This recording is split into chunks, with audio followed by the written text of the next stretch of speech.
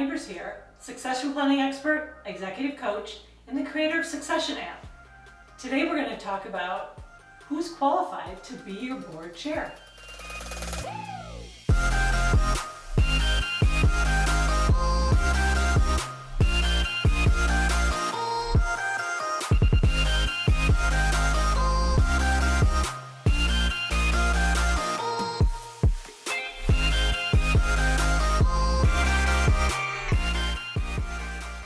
How is the board chair selected at your organization? Does everybody have to take their turn? Do you have that chair position rotating every year? Have you come up with a list of capabilities that you want an individual to have in order to be chair of your board?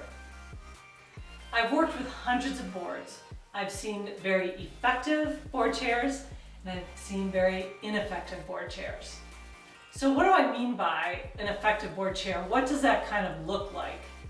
Well, some of the behaviors that I've seen in effective board chairs include, for one, they meet on a regular basis with the CEO or the executive director to go over the agendas for board meetings, for strategic planning sessions, any types of more strategy issues that might be happening within the organization. They run a smooth meeting. And what I mean by that is they'll allow enough discussion between board members.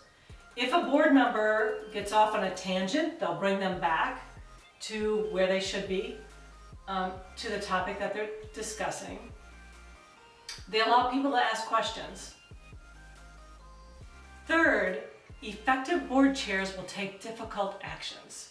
So for example, you may have board members who come to the meeting unprepared, or they aren't engaged at the meeting, or maybe they're falling asleep. And the board chair an effective board chair, will call them between meetings or talk to them after the meeting and get them to become a little bit more engaged. Sometimes there are board members who aren't attending meetings. They're rarely coming. And that can be very disruptive because if they aren't attending meetings and you're talking about issues and then they come to a meeting, what happens then is they ask questions that were already discussed at previous meetings. So we need the board chair to make sure that these people know that attendance is really required.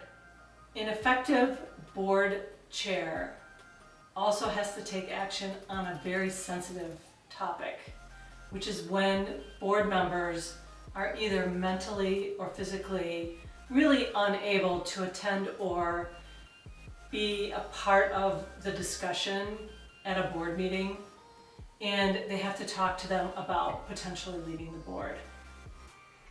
The fourth thing I noticed with an effective board chair is that they know when it's time to pass the baton to someone else.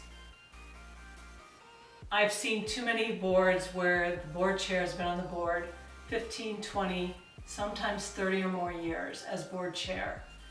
And that just really isn't acceptable. It doesn't give other people the opportunity to be the board chair. And in some cases, if someone is so willing to be chair for that long, it's really not fair to them either if people are putting that responsibility on them. So is everyone on your board qualified to be the board chair? Probably not. And what's more important is many of them don't want to be the chair of your board. I'll give you a perfect example. One of my clients had a practice of rotating their chair every year, and everyone had to take their turn at chair. And when it came to your turn again, you had to be chair again. Some people love that, some people hate that. And one of my clients had a board of 7. Most of the board members were 70 years old or older.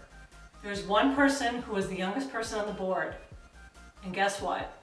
It was her turn to be the board chair and the next year. And she said, I don't want to be, and left the board. So not only did they lose the youngest person, they also had to recruit someone new to the board. So not everybody wants to be, and that's okay. we do want people who want to be the board chair to have an opportunity, potentially, to be the board chair.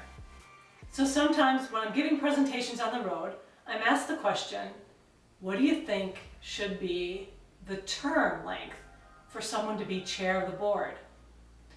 I personally think 3 years is a good amount of time. I don't think the board chair position should be changed year after year on an annual basis. I do think that that's a little bit too much on the CEO. They're just getting used to that person. And I also think the person who's chair is just getting used to being chair. And then it switches. So I do think that every year is too often. I think really anything more than like 3 or 4 years is too long. And I also think that there are many people, or I shouldn't say many, there are people on the board who'd like to be in a leadership position and should be given that opportunity. And so it's good to have some sort of change. So what can you do? Well, first of all, I think it's important to come up with board leadership guidelines. For example, how many years should somebody be on the board before they're in a leadership role on your board? Or do you have to be the vice chair before you're the chair of the board? Or how many years should someone be the chair of the board as a maximum, or the vice chair, or the secretary, etc.? Secondly, I do think it's important for you to have a board leadership succession plan. And what that does, if you do it right, is it takes out the politics and the emotions of picking your board leadership.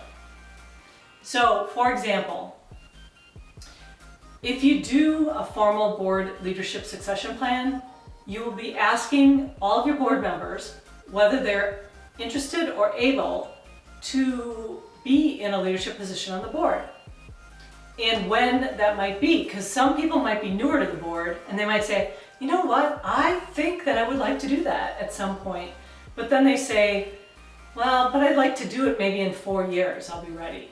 So then they put that down and you collect that information, and then you can show that on a graph and you can see who's interested, who's not interested, and you can see if there's any gaps, and then you can pick your board members from that.